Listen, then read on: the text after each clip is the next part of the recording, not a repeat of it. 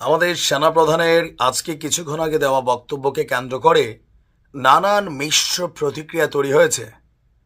কথা বলার ভাব দেখছেন? ইয়েস, একজন সেনাপ্রধান হিসাবে এই ভঙ্গিতে কথাটা আমার কাছে খুব ভালো লাগছে। একটা মানে কি বলা, যেটা পার্সোনালিটি শো আপ হয়েছে। জেনারেল ওয়াকারুজ্জামান এতদিন যারা ওনাকে খুব নরম মনে করছিলেন আর কথায় কথায় গালাগালি করছিলেন, সামনের দিনে সবার কপালে শনি আসতে যাচ্ছে। বইলা দিছেন, ভাই আমি সতর্ক করে দিছি, এরপরে যদি কোনো কিছু ঘটে আমাকে বলতে পারবেন না যে আমি সতর্ক করি নাই। কি ঘটতে যাচ্ছে? কেউ বলছেন যে সামরিক শক্তির অভ্যুত্থান হবে, আবার সেনাবাহিনী ক্ষমতা গ্রহণ করতে পারে। কেউ বলছেন যে না, এটা সরকারকে একটা চেতাবনী দেওয়া হয়েছে যে সরকার যেন অতি দ্রুত নির্বাচন দিয়া রাজপথকে কন্ট্রোল করে বা জনগণের নিরাপত্তা নিশ্চিত করে।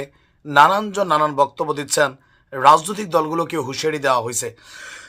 দর্শক, একটু আগে আমাদের সেনাপ্রধান বলছেন যে আমি সতর্ক করে দিচ্ছি, পরে বলবেন যে আমি সতর্ক করিনি। আমি আপনাদের সতর্ক করে দিচ্ছি, আপনারা যদি নিজেদের মধ্যে ভেদাভেদ ভুলে একসাথে কাজ না করতে পারেন, নিজেরা যদি কাদা ছোড়াছুরি করেন, মারামারি কাটাকাটি করেন, এই দেশ এবং এই জাতির স্বাধীনতা সার্বভৌমত্ব বিপন্ন হবে। তো এটা কেন? তিনি বলছেন যে আমি আজকে বলে দিলাম, নইলে আপনারা বলবেন যে আমি সতর্ক করি নাই। আমার অন্য কোনো আকাঙ্ক্ষা নাই। আমার একটাই আকাঙ্ক্ষা, দেশ এবং জাতিটাকে একটা সুন্দর জায়গায় রেখে ছুটি করা। আবার বলছেন যে I had enough last 7-8 months, I had enough, যে গত 7-8 মাস যাবৎ যা দেখছি এটা এনাফ ইজ এনাফ। আমি চাই দেশ এবং জাতিকে একটা সুন্দর জায়গায় রেখে আমরা সেনানিবাসে ফিরে যাব।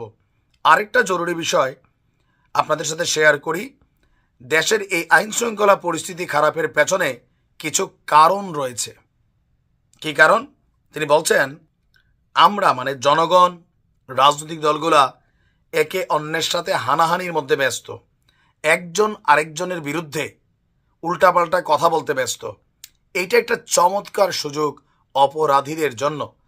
যেহেতু আমরা একটা অরাজক পরিস্থিতির মধ্যে বিরাজ করছি, তারা মানে অপরাধীরা খুব ভালো করেই জানে যে এই সময় যদি এই সমস্ত অপরাধ করা যায় তাহলে এখান থেকে পরিত্রাণ পাওয়া সম্ভব না।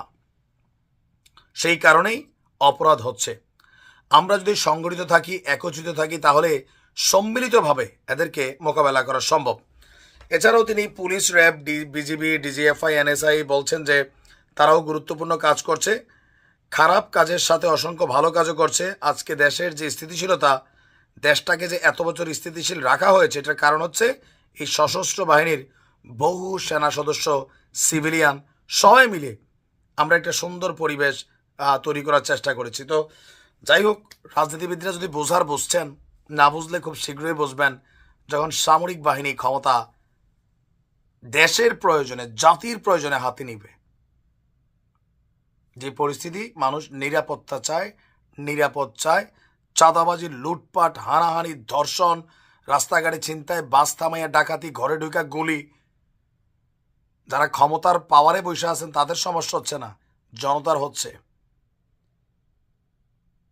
ধন্যবাদ সেনাপ্রধানকে। যদি কখনো সিদ্ধান্ত নেন, মানুষ এটার পজিটিভ মনে হয়, যদি রাজনীতিবিদরা না শুধরায়। ভালো থাকুন।